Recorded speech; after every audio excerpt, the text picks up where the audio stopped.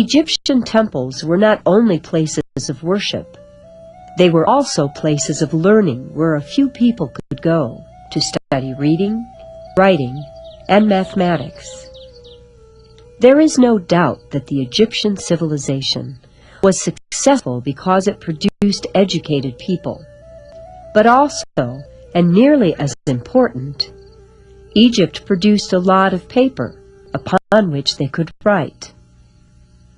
Egyptians made paper from the plant called papyrus, seen here, that grew thickly along the riverbanks.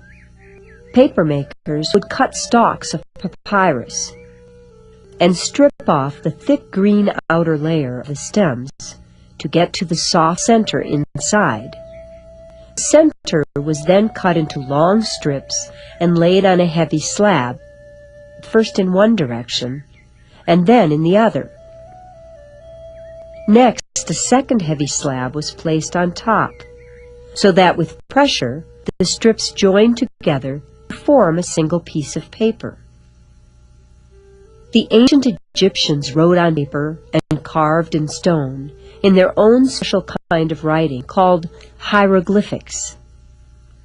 Hieroglyphic writing was very complicated because it had 700 symbols used to represent different sounds, as well as an alphabet of 24 letters.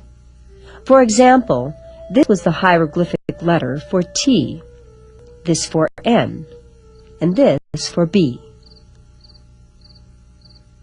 When it came to writing down numbers, things were much simpler. Numbers from 1 to 9 were made using short lines, so that one line meant 1, 2 lines meant 2, and so forth. But because they had no zero, they had to use different symbols for the numbers 10, 100, 1,000, 10,000, 100,000, and 1,000,000. So in ancient Egypt, the number 46 would have been written like this, using 4 10s and 6 1s. Because they learned to work with numbers, the ancient Egyptians were able to develop certain kinds of mathematics. In fact, over 45 centuries ago, mathematics were used in drawing up the plans for this huge pyramid. Because to build it correctly, more than 2 million blocks of heavy stone had to be perfectly cut and then arranged in a very accurate way.